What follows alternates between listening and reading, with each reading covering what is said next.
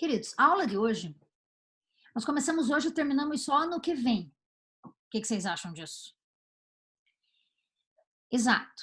Porque eu vou explicar alguns conceitos para vocês de avaliação bioquímica que vocês terão agora na disciplina de avaliação nutricional, ano que vem na disciplina de ciclos da vida e ainda na disciplina da professora Andréia de terapia nutricional.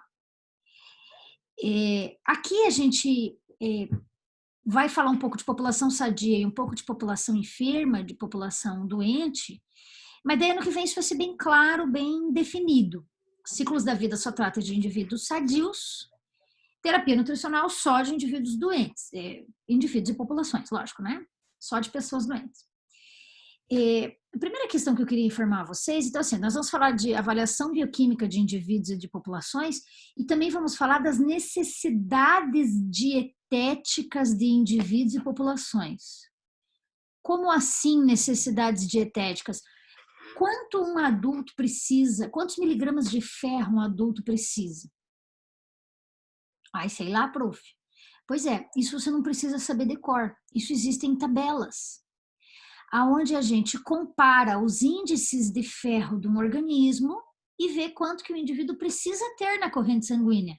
Aí a gente sabe se a gente prescreve um cardápio rico em ferro para ele ou se não, essa não é uma preocupação.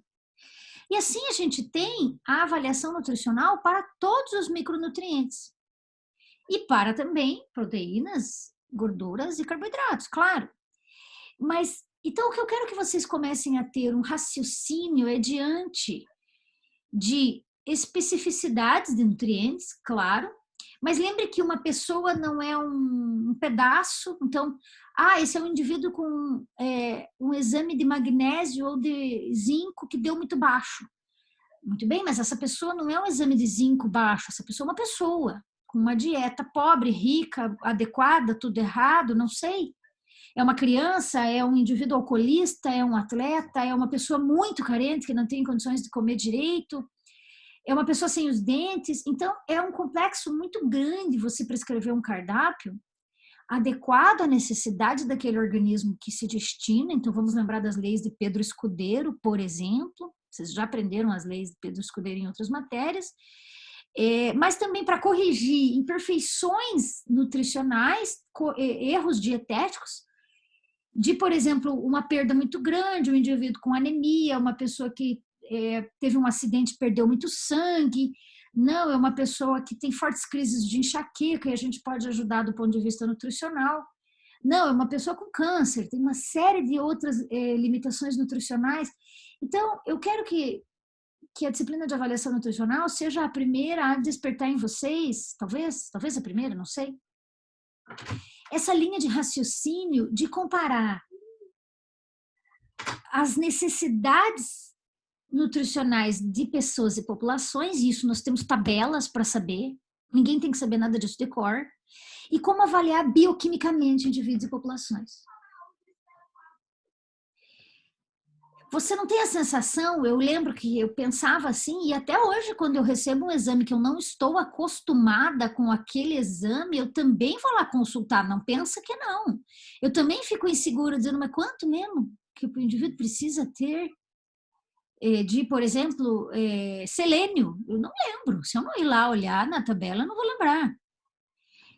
Então, às vezes a gente se depara com situações onde a gente tem que fazer essa análise de pessoas com necessidades das pessoas com exames que elas apresentam, condições bioquímicas destas pessoas.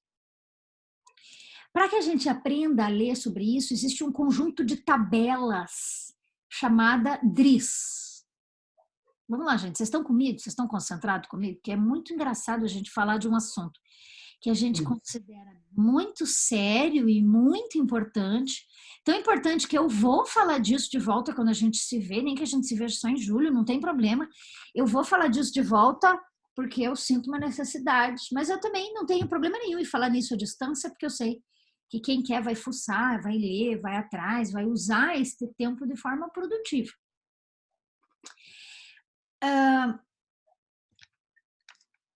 Há muito tempo atrás, lá na década de 40, que bom, Fernando,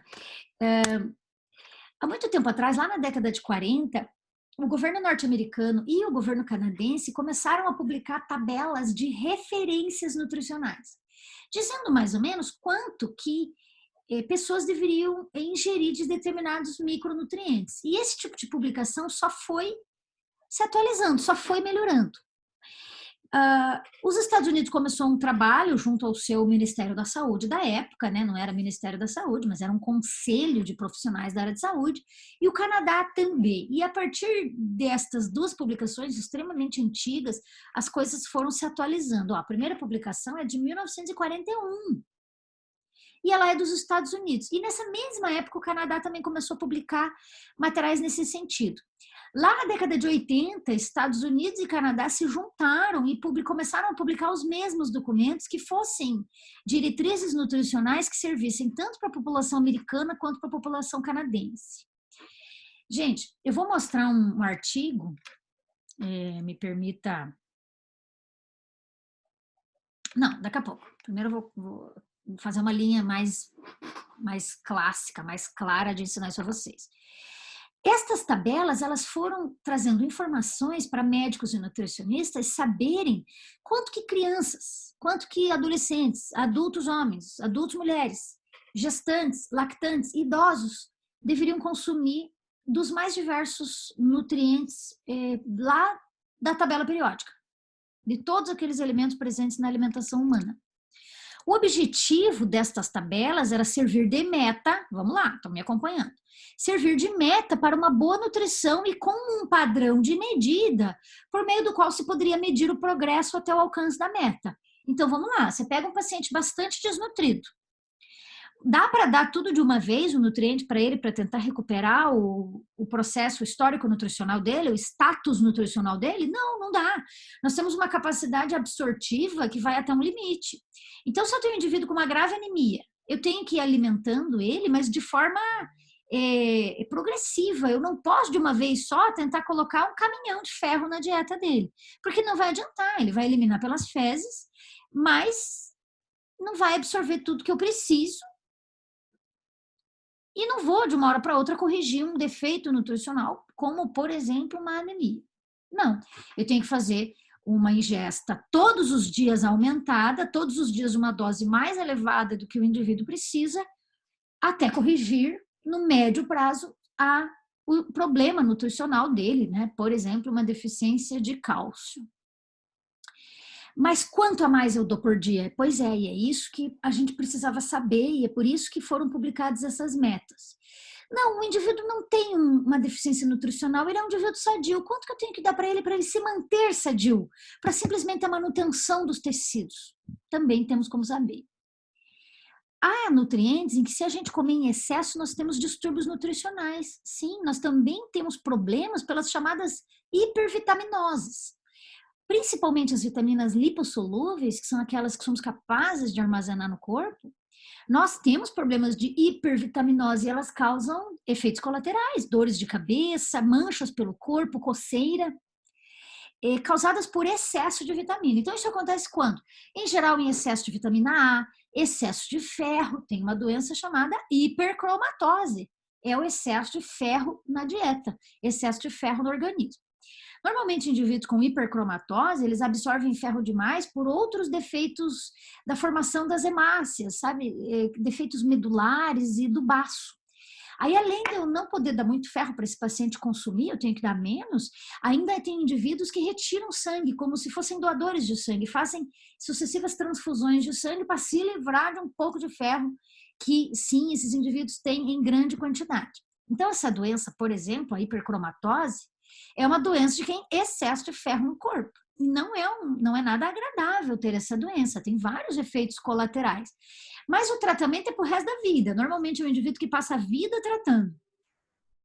Adianta eu dar menos ferro na dieta para ele? Adianta um pouco, mas existem outras alternativas medicamentosas e de transfusão de sangue para tirar um pouco desse ferro hipercromatoso, com excesso de tirar um pouco desse sangue com excesso de ferro do corpo.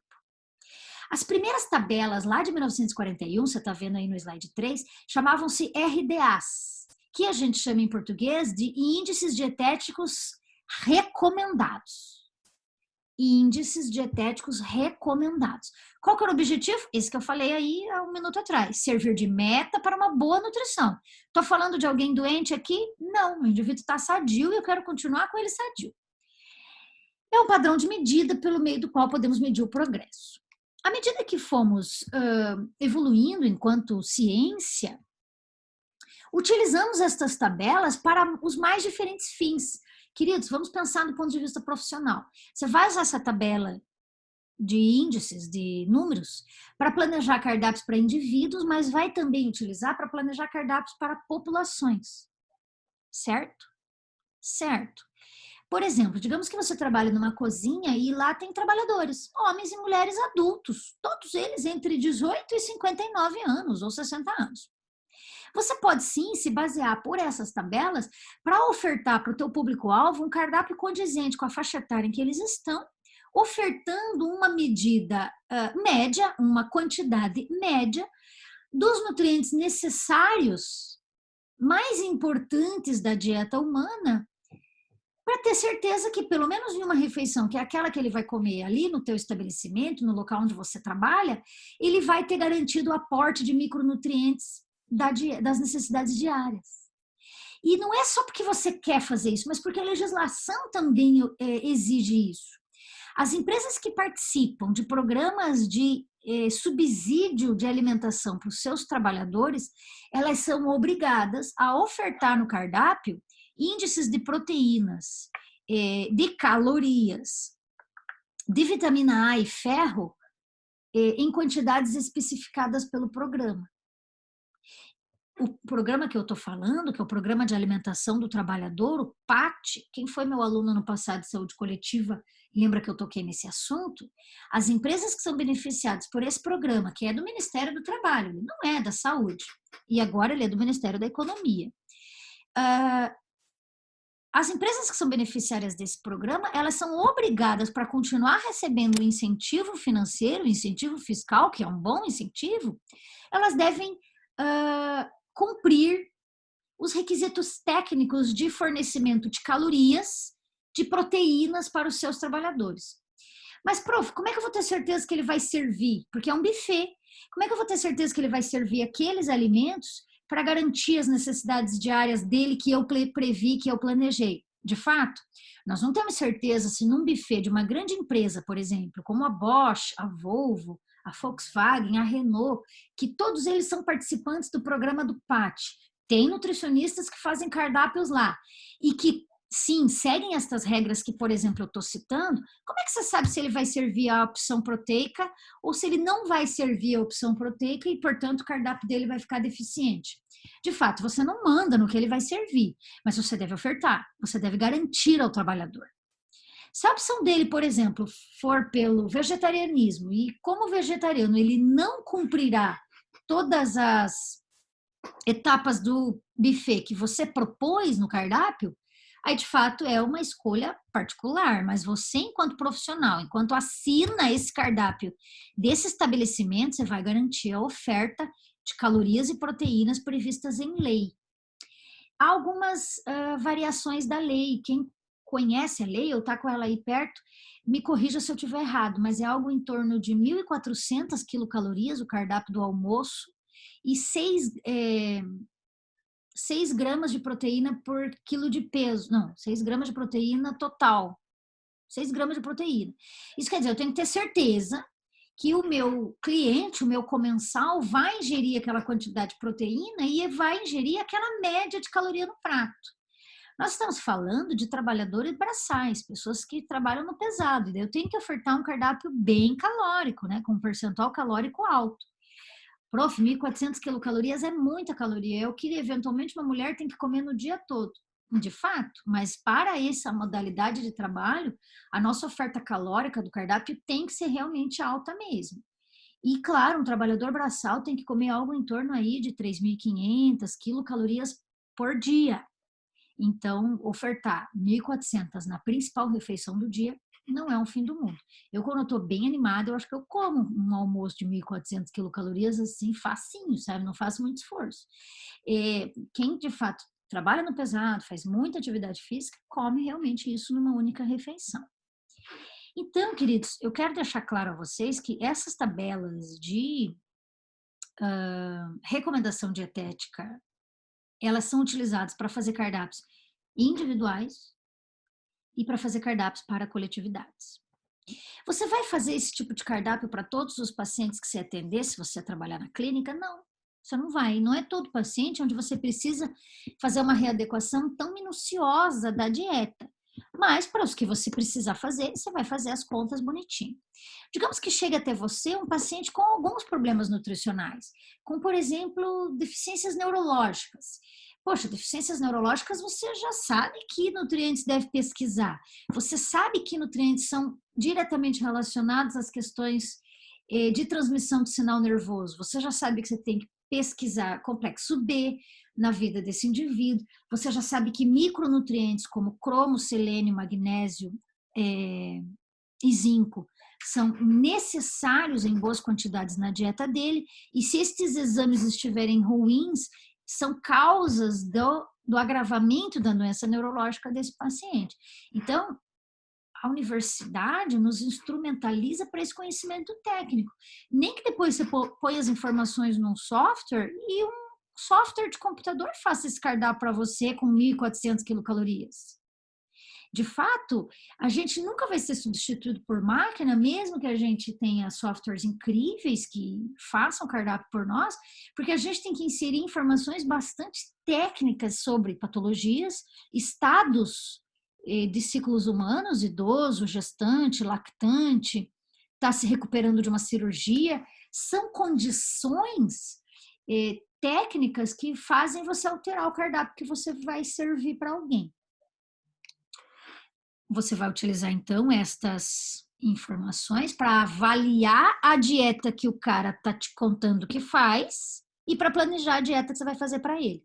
Então, quando você faz um recordatório 24 horas, olha lá a aula de inquéritos alimentares. Quando você faz um questionário de frequência alimentar, ou quando você faz um simples registro alimentar, onde ele te conta o que comeu ontem, ou você pediu para ele anotar numa cadernetinha o que ele comeu num dia de semana e num dia de final de semana. E você observa a alimentação dele. Ali você vê se ele é fã de laticínio, se ele come laticínios, portanto, se há cálcio presente na dieta dele, em boas quantidades. Não, ele não bebe leite, mas ele come outros alimentos que também comportam a quantidade de cálcio. Ele é vegetariano, não, ele é vegano, não, ele é alérgico, não sei. Não, ele é enjoado mesmo, come só macarrão, arroz e carne moída, não come outra coisa. É muito monótono a dieta dele. Então, você vai conseguir avaliar a dieta dele, utilizando por base esses índices de quanto devia comer por dia, e vai usar esses índices para escrever uma dieta melhor para ele, afinal de contas foi isso que ele veio buscar. Ou talvez ele não saiba, mas é isso que ele veio buscar. Então, lá depois destas dietas, o Canadá começou já em 1938 a fazer um índice, uma tabela de requerimento nutricional.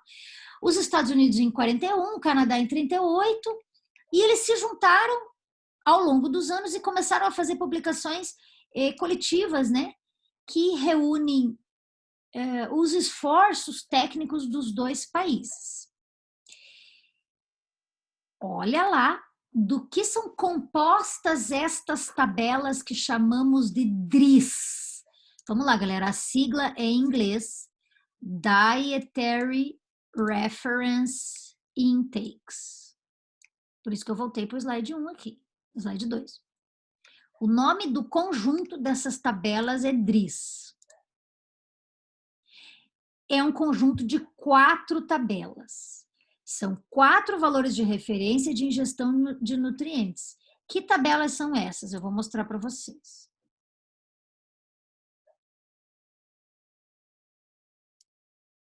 Essas aqui são outra coisa. Primeira tabela das DRIS. Necessidade média estimada. Se eu tivesse em sala de aula, eu ia pedir para você repetir comigo. Estimated Average Requirement. E a gente chama, facilmente, a gente chama de forma prática, essas tabelas de tabela de EAR. EAR. Para quando você vai usar essa tabela do EAR? A EAR, a Estimate average requirement é a necessidade média estimada de um determinado nutriente para uma população. Presta atenção no conceito que está aí no teu slide. É o valor da ingestão diária de um nutriente que estima-se que supra a necessidade de metade dos indivíduos saudáveis daquele grupo. Metade dos homens de 18 a 30 anos terão suas necessidades dietéticas preenchidas se comerem 800 miligramas de ferro. Essa é a informação. Consequentemente, metade da população teria esse nível, uma ingestão abaixo de suas necessidades. Opa! Olha então o significado dessa tabela. Prof, mas se eu prescrever 800 miligramas de ferro para esse homem, só metade dos homens terão suas necessidades contempladas.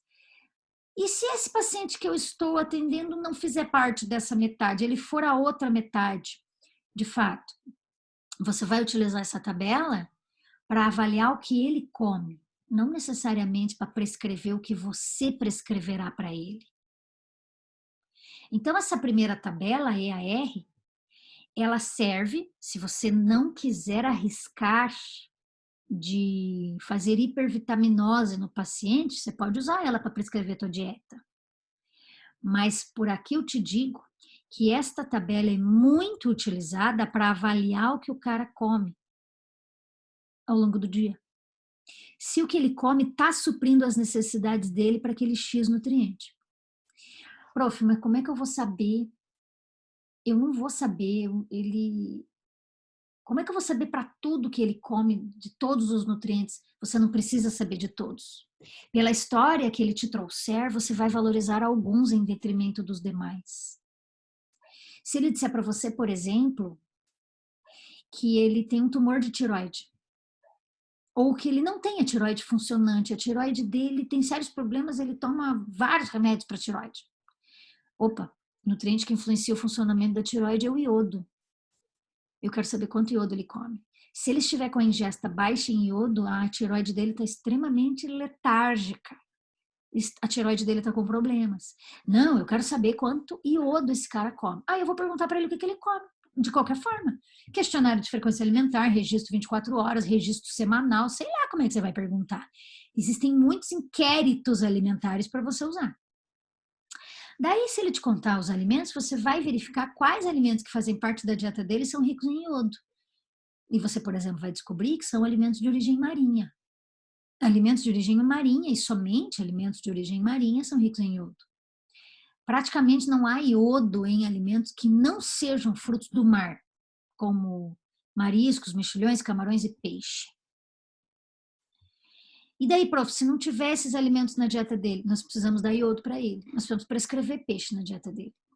A nossa forma de tratar pessoas é dando comida, e boa comida. Nós podemos suplementar iodo na dieta para ele? Sim, podemos. Podemos prescrever suplementos de iodo para ele. Ele manda manipular por cápsulas. Também podemos. Mas também podemos prescrever comida, que é a forma mais gostosa de prescrever coisas para as pessoas. Então, você não vai valorizar todos os nutrientes. Isso seria loucura. 30, 50 nutrientes para você pensar? Não, não dá. Mas você vai valorizar alguns por causa da faixa etária dele. Porque é criança, porque é idoso, porque é gestante. Por causa da situação de ciclo de vida que ele está, você vai valorizar. Por exemplo, uma coisa que você vai sempre valorizar no paciente é a ingestão de proteína. De fato, não importa se o indivíduo é vegetariano, come carne, é onívoro, come ovos, mas a ingestão global de proteína, você vai prestar atenção para ver se ele come uma boa quantidade de proteína no conjunto da dieta diária dele. Não importa se a proteína é de origem vegetal ou animal, desde que ele coma uma quantidade dentro do previsto para a faixa etária dele. Então, proteína você provavelmente vai se preocupar com quase todos os casos. Observe nessa tela ainda. A EAR, Estimated Average Requirement, é usada na determinação da chamada RDA, da próxima tabela que a gente vai falar. E corresponde à mediana da distribuição de necessidades. Por isso que é 50%, né? Você lembra, estudou epidemiologia e estatística no ano passado. É a mediana, portanto, vai suprir as necessidades de 50% de um determinado nutriente para um dado grupo. Um grupo igual. São todos homens daquela faixa etária que trabalham naquela X empresa. São homens, basicamente são homens os funcionários. Tem empresas, por exemplo, que praticamente só tem mulheres no seu quadro de funcionários. Há muitas empresas que quase que só tem mulheres. Empresas de montagem de televisões, praticamente só tem mulheres na sua linha. O Grupo Boticário, quem conhece a empresa Boticário lá dentro, sabe que lá dentro quase que só tem mulher funcionária, são raros os funcionários homens. Porque é uma política da empresa contratar mais mulher, pela própria característica da marca, do grupo que a marca quer atingir. Então, quem planeja cardápio lá, leva isso em consideração. Corresponde, então, à mediana da distribuição de necessidades de um dado nutriente para um dado grupo no mesmo gênero e estágio de vida. Voltando nessa tabela que a gente estava, a outra tabela que forma as DRIs, então vamos lá, galera, não perde a linha de raciocínio. As DRIs são as Dietary Reference Intakes, que são formadas por 4 tabelas. A primeira é a R. A segunda, RDA. A RDA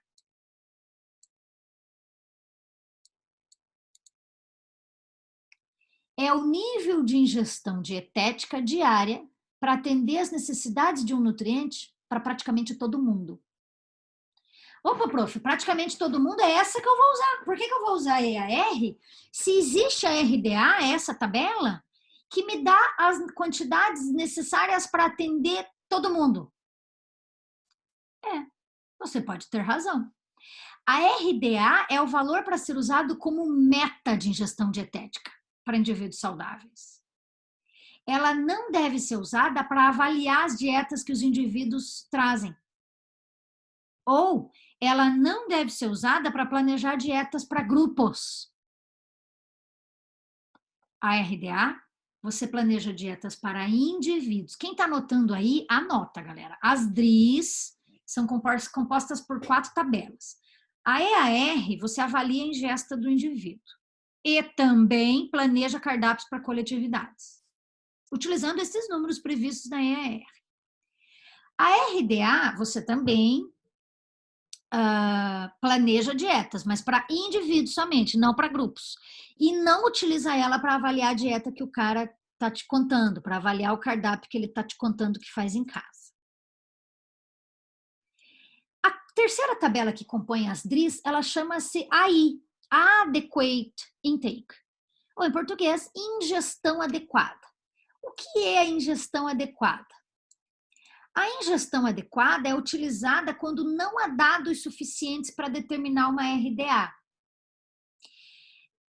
A RDA não tem para todos os nutrientes, não tem. Então, a Adequate Intake, ela vem para suprir essa lacuna. Ela se baseia em níveis de ingestão ajustados experimentalmente. Gente, vamos lá, eu quero despertar um raciocínio em vocês para ver se vocês concordam comigo e vocês já tiveram bioquímica para conseguir fazer uma análise crítica disso. Queridos, como é que a gente sabe, como é que eles mediram pela primeira vez, assim, como é que mediram quanto daquilo que a gente comeu, de fato, a gente absorveu? Porque você sabe que não é a mesma quantia. Se a gente comeu uma laranja que tem, vamos lá, 60 miligramas de vitamina C, eu vou absorver 60 miligramas da vitamina C dessa laranja? Provavelmente não. Por quê? Gente, eu vou abrir o microfone para vocês responderem por quê. Por quê? Quem me dá uma dica, ou várias dicas, ou vários porquês, de por que a gente não é capaz de absorver as 60 miligramas que uma laranja tem quando a gente come ela?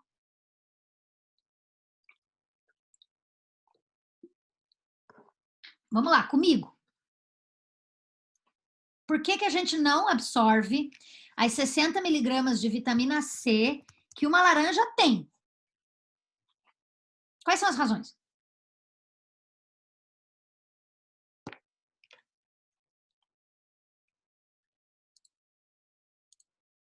Quer escrever no chat? Pode escrever.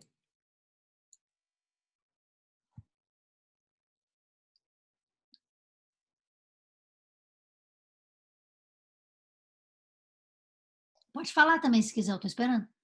Profi, será que é porque essa vitamina C ela não está na forma que o nosso organismo consegue absorver? O nosso organismo precisa, não sei, eu acho, Pode ser. transformar Você em pode forma. ter razão. Essa é uma das ideias. Há várias ideias, há várias respostas corretas.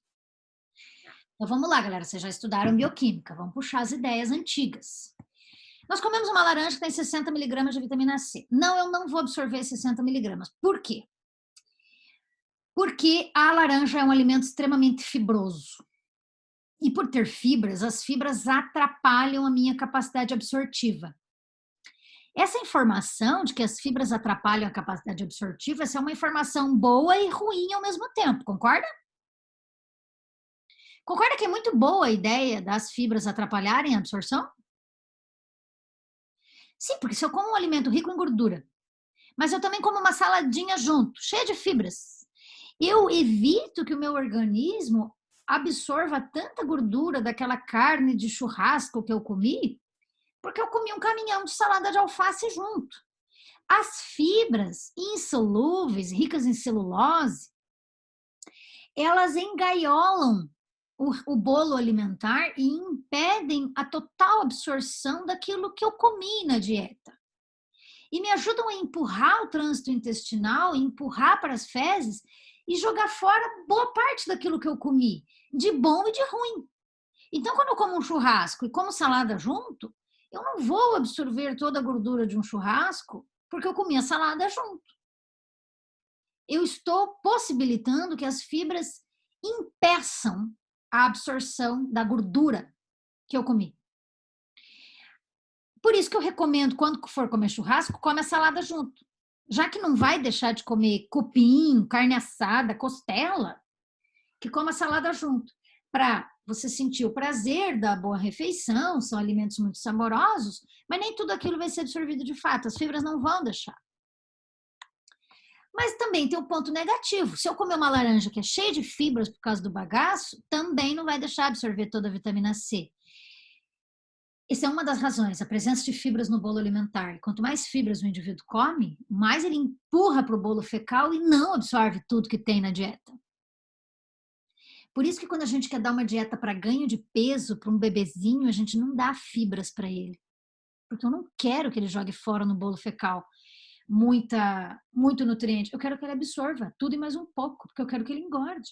Então eu quero que ele absorva carboidratos, proteínas, gorduras e micronutrientes, inclusive. Eu quero que ele absorva tudo. Quando eu quero engordar um bebezinho de baixo peso. Se você for olhar nessas tabelas, quantidade de fibras para menores de 12 meses, você vai ver que não tem. Não tem a informação. Diz lá, não consta. Sim, porque não consta. Você não prescreve ou não planeja fibras para pequenininhos. Porque, de fato, a dieta deles tem que ser baixa em fibras para que eles engordem.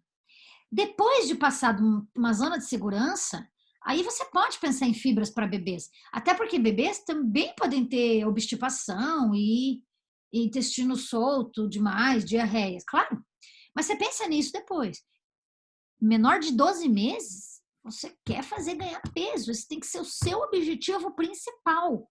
Aquela curva de peso por idade que eu tanto bato na tecla. E quantas vezes eu reforcei isso lá na saúde coletiva, quando a gente estudou desnutrição, e também na avaliação nutricional, que eu tive chance de falar no presencial sobre bebês e crianças pequenas para vocês. Eu também não absorvo a vitamina C da laranja por causa da biodisponibilidade absortiva da minha célula intestinal. Minha célula intestinal tem uma capacidade de absorver. E talvez ela não absorva tudo aquilo de vitamina C que está ali naquele alimento. Ainda mais um alimento maravilhoso, como é uma laranja. Também tem um problema de que alguns nutrientes disputam o mesmo sítio ativo, absortivo. É o caso do ferro e do cálcio, você sabe disso? Ferro e cálcio não devem, por exemplo, ser consumidos na mesma refeição, porque eles disputam o mesmo sítio absortivo, a mesma bomba de transporte ativo, lá no enterócito do lume intestinal. E daí? E daí que algum eu vou jogar fora, mas os dois eu não vou absorver a contento. E de fato, pode observar que no cardápio tradicional humano, a gente não consome cálcio junto com ferro na maioria dos pratos. Com exceção de alguns erros dietéticos, como estrogonofe de carne, que consegue pôr creme de leite junto com carne de patinho, não devia, não devia. Nós não comemos carne na mesma oportunidade que cálcio, que leite, por exemplo, na grande maioria das preparações previstas. Mas há alguns problemas que, quando você comer estrogonofe de carne, lembre que todo aquele cálcio ou todo aquele ferro não vai ser absorvido. Não vai, porque um vai estar competindo com o outro. Como é que eles fizeram para medir quanto da vitamina é absorvido de fato? Eles colocaram marcadores de contraste, como aqueles típicos de exame intestinal. A laranja foi consumida e foi contrastada com isótopos radioativos para aparecer no exame de raio-x, para aparecer no exame de imagem. Fique tranquilo, quando eu digo isótopos radioativos, não são radioatividades com risco humano, né? São contrastantes de, normalmente, isótopos que contrastam, né?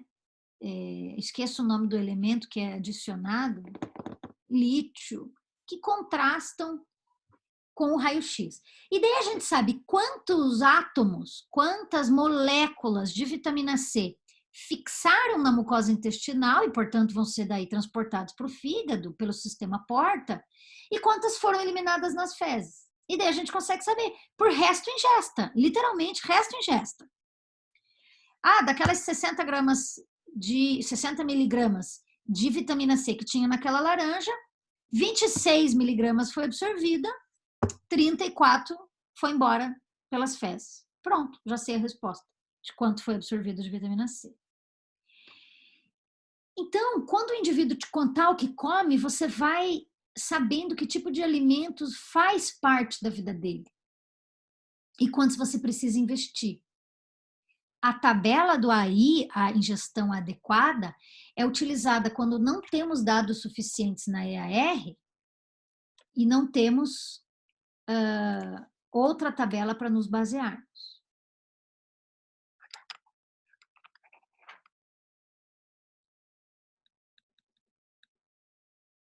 E a última tabela que compõe a DRI é a chamada UL.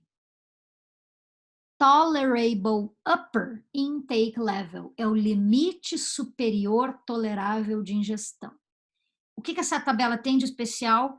Ela é o máximo que você pode prescrever para um paciente para ele não passar mal por excesso de vitamina ou de nutriente. É o limite superior máximo de capacidade de um indivíduo até que não gere efeitos colaterais. Observe a descrição no slide. É o valor mais alto da ingestão diária continuada de um nutriente que, aparentemente, segundo os testes experimentais, não ofereceu nenhum efeito adverso à saúde em quase todos os indivíduos do estágio de vida ou de gênero. Adultos, homens, mulheres, então isso é dividido por estágios de vida e gênero. À medida que a ingestão aumenta, para além do upper level, o risco potencial de efeitos colaterais passa a existir. Quando que você vai usar essa tabela? Quando você quiser suplementar. Você está vendo níveis gritantes de um exame num paciente. Você pegou um paciente que está com 9 de vitamina D. Chegou um paciente na tua frente, o médico pediu o exame de vitamina D, normalmente o ginecologista pede isso. Hoje várias especialidades, cardiologia pede também. Aí o paciente chegou para você com 9 de vitamina D. Vitamina D tem que estar 30. Se um paciente chega assim, com um nível de vitamina D tão baixo, o que eu vou dar? Eu vou dar uma baita suplementação para ele. E é uma suplementação pesada? Sim, pesada. Por quê? Porque está grave a situação dele. Eu não vou de leve. Eu tenho que dar aquilo que a gente chama de dose de ataque para corrigir o problema nutricional dele. Quanto é essa dose de ataque? Você vai usar essa tabela para saber.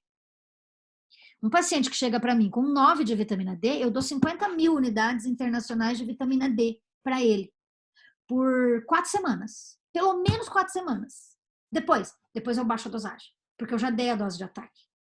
Como a vitamina D é acumulável no corpo, né? Ela é lipossolúvel, eu sei que 4 semanas investindo numa dose mais cavalar, ele vai regularizar os índices. Ele vai regularizar. Depois eu não preciso mais dar 50 mil unidades internacionais de vitamina. Depois eu baixo para 10 mil. Depois eu baixo para 5 mil. Então, Como que eu procedo à chamada dose de ataque para corrigir um defeito nutricional importante num paciente? Eu utilizo essa tabela, a UL. Essa tabela concorda que você nunca vai usar para ingestão de grupos? Não vai, né? Não vai. Essa tabela você vai usar a longo prazo para o paciente ficar eternamente utilizando estes índices de nutrientes? Não, não vai. Você vai usar para doses de ataque, você vai usar para pré-competição. Quando você tiver com um atleta, você vai usar outras recomendações no treino de longo prazo. Quando chegar no pré-competição, você vai dar uma dose de ataque de carboidrato para ele reforçar as reservas de glicogênio e gastar tudo na competição.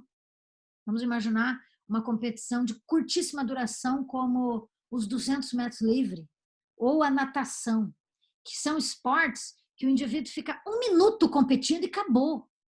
Aí ele treina 1 ano para ficar 1 minuto competindo e parte do sucesso dele está naquele 1 minuto. O que você faz como você é nutricionista de um cara assim? Você faz uma dieta bem bonitinha para ele ao longo do ano, mas chega no pré-competição, nos 3 dias que antecede a competição, você vai dar uma dose cavalar de carboidrato para ele. Eu sei que você evitou carboidrato ao longo do ano para que ele não tenha acúmulo de gordura corporal. Eu sei que você fez isso. Mas chega no pré-competição, você vai dar açúcar para ele. Porque ele precisa guardar glicogênio para que ele torre tudo nos primeiros segundos de prova e alcance índices de performance melhores. Então, essas 4 tabelas, gente, você vai usar as 4. Aqui estou te dando um exemplo.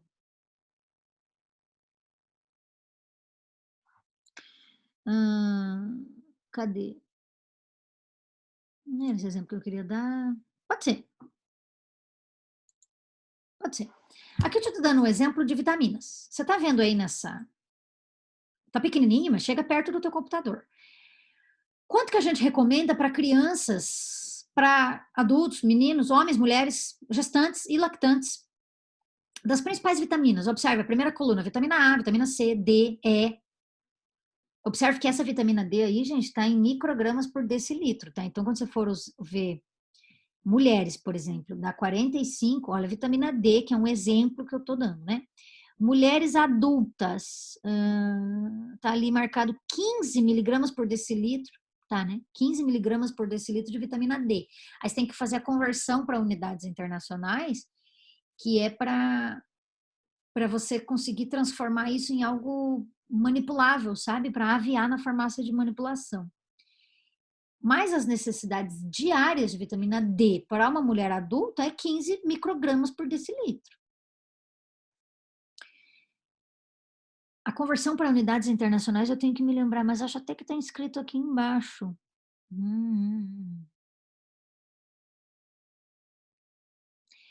Por que alguns números estão marcados em negrito e alguns estão marcados em preto normal? Porque essa tabela que vocês estão olhando aí é a chamada RDA. É a principal? É. E as que estão marcadas em negrito são índices obtidos experimentalmente, a gente chama de AI, índices adequados. O que isso quer dizer? Não foi medido. Foi feito experimentalmente, com cobaias, com ratos, em laboratório, mas os resultados não foram feitos com testes em humanos.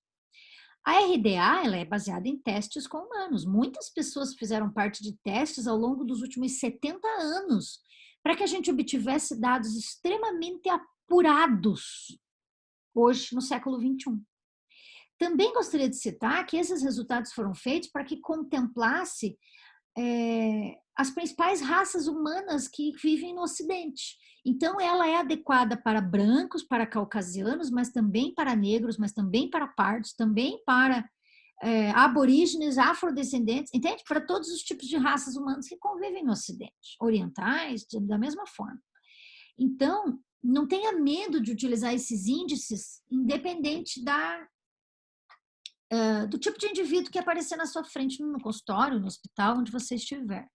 Essa segunda tabela, por exemplo, aqui está trazendo índices de cálcio, cromo, cobalto, flúor, iodo, ferro, magnésio, manganês, molibdênio, fósforo, selênio, zinco e potássio, sódio e cloreto.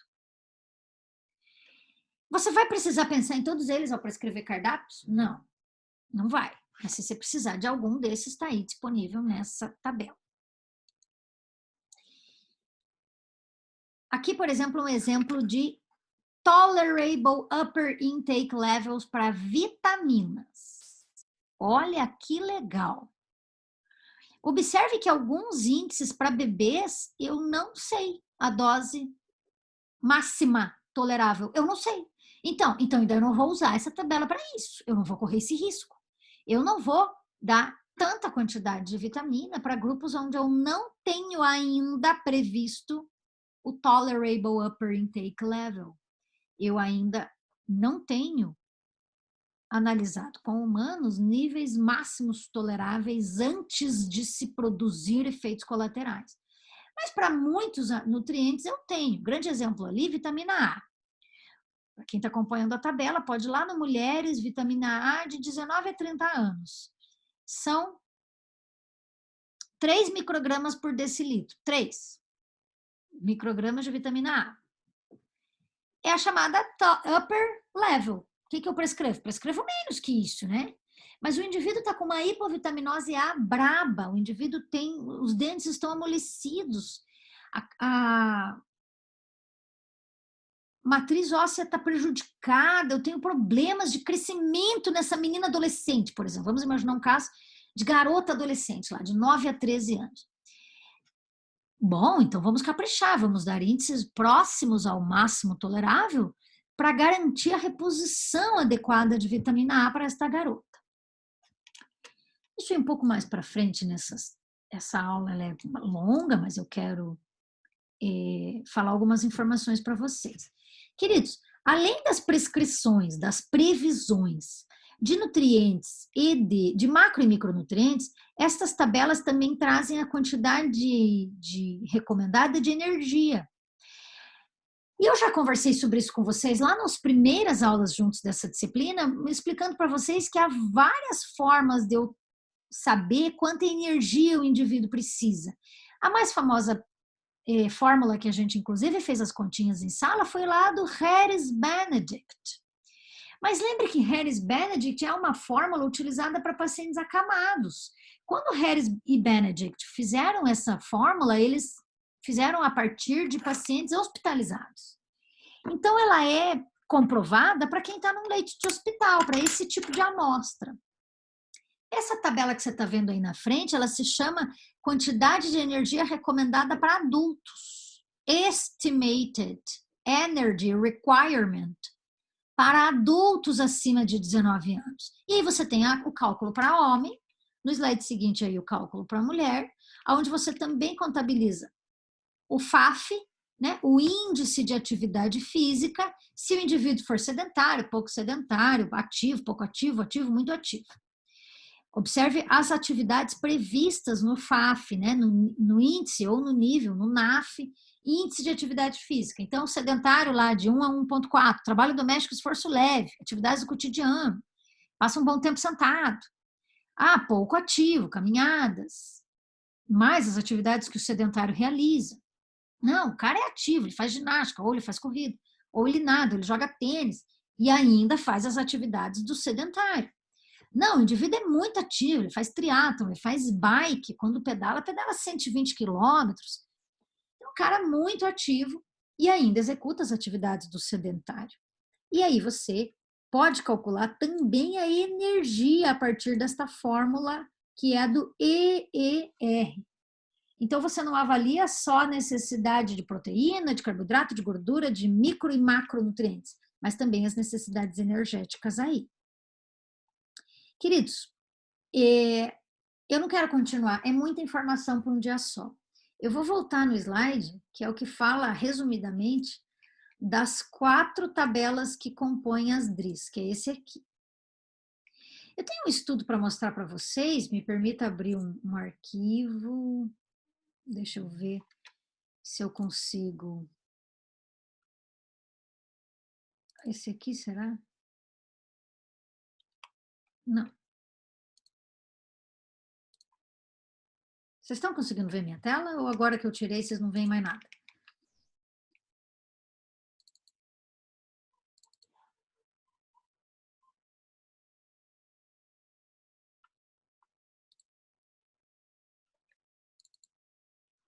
Esse. Puxa. Tá de lado. Como é que eu vou fazer para virar isso aqui?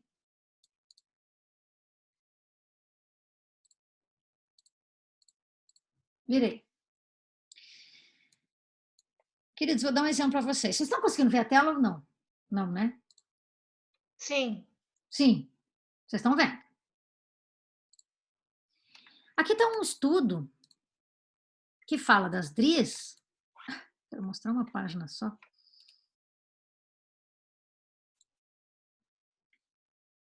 E mostra as tabelas, estas que eu me refiro, nesse estudo aqui. Aqui, por exemplo, magnésio, flúor, boro e níquel. Poxa, nem preciso usar tanto detalhe aqui. Nossa, ficou muito complexo isso.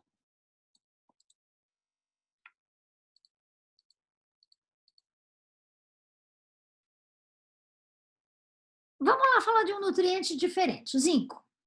A gente fala tanto de vitamina A e ferro e cálcio, tanto. Não, vamos falar de uns diferentes.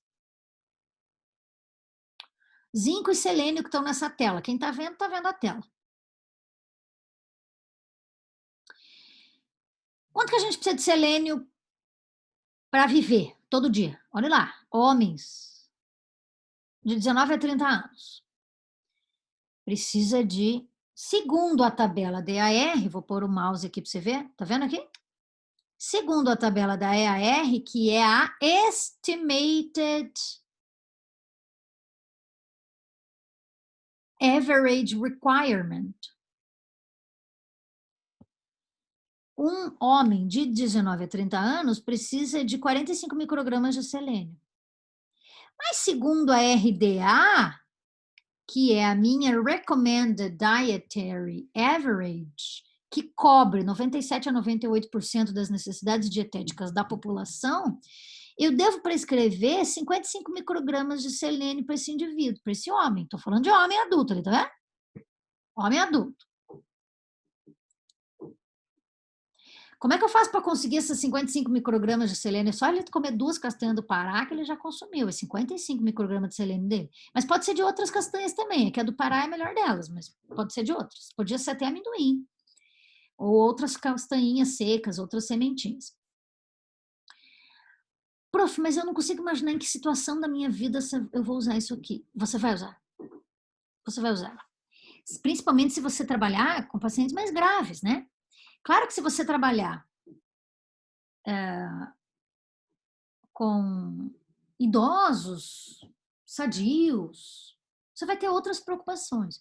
Mas se você trabalhar com pacientes hospitalizados, com pacientes com graves doenças, onde alguns nutrientes fazem toda a diferença na saúde das pessoas, você vai usar esses números.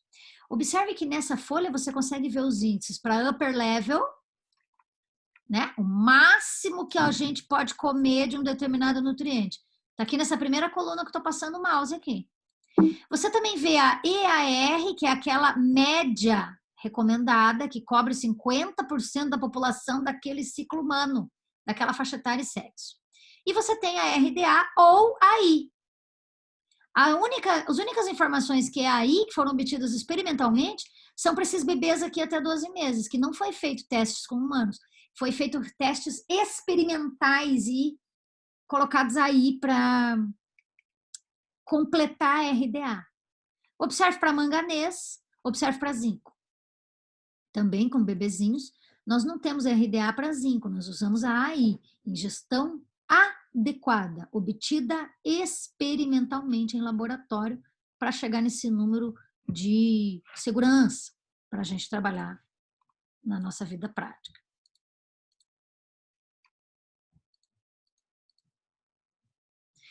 Aqui entramos nas vitaminas. Do complexo B, por exemplo, riboflavina, tiamina, ó, a vitamina C. Ó, que legal a vitamina C, vamos lá. Vitamina C para mulheres adultas, de 19 a 30 anos, que é a maioria de vocês.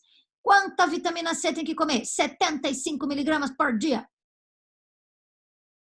Quanto que é o máximo? 2.000. Que horror, gente. Para que comer 2.000 miligramas por dia de vitamina C? 2 gramas é muita vitamina C. A partir disso, começa a haver sintoma colateral, efeito colateral. Não precisa comer cacetada dessa de vitamina C. Mas agora que está chegando o começo do inverno, vamos caprichar? Podemos dar uma dose um pouquinho mais alta? Podemos. Sem ingestão para mulheres de 19 a 30 anos é de 75 miligramas dia. Vamos prescrever 90 miligramas para as mulheres aí, né? Vamos? 100 miligramas? Por quê? Porque há uma parte de perda nas fezes mesmo, né? Podemos prescrever até mais, né? Se essa mulher tem uma ótima ingesta em fibras, ela joga muita vitamina C fora. Podemos prescrever até perto de 200 miligramas de vitamina C. Porque eu estou imaginando que essa pessoa come alimentos ricos em vitamina C, não estou? Ele come alimentos crus, que tem vitamina C. Lembra que tudo aquilo que você cozinha e passa por cocção perdeu vitamina C. Mas não, a pessoa come vegetais crus e frutas cruas, tem uma boa ingesta. Queridos, eu vou parar por aqui. Porque vocês têm um fórum para fazer, mas não é só por isso. É porque eu quero que vocês literalmente façam digestão do que eu falei. Eu espero que vocês estejam prestando atenção e talvez porque vocês estão começando a ver esse assunto, vocês não tenham nem dúvidas por enquanto. Não sei. Talvez vocês já tenham visto as DRIs até em outra matéria, né? Porque não é só a minha matéria que explora esse assunto, não. Quando eu digo que essas tabelas são usadas para fazer cardápios de coletividades e de indivíduos, as disciplinas de cardápio também podem ter usado esse documento já para te dar um norte para planejar cardápio. Muito bem. Em nutrição humana, a gente está, conforme está passando a matéria, ela está mostrando algumas tabelas. Excelente! E, gente, eu não quero que cause pânico em vocês, por quê? Porque ninguém precisa saber nada de cor, você vai usar as tabelas. Mas eu quero que você entenda o quanto a gente precisa ser afiado do nível técnico para poder fazer a diferença lá fora. Lugar de errar é na escola, é aqui na faculdade. Mas lá fora, faça a diferença.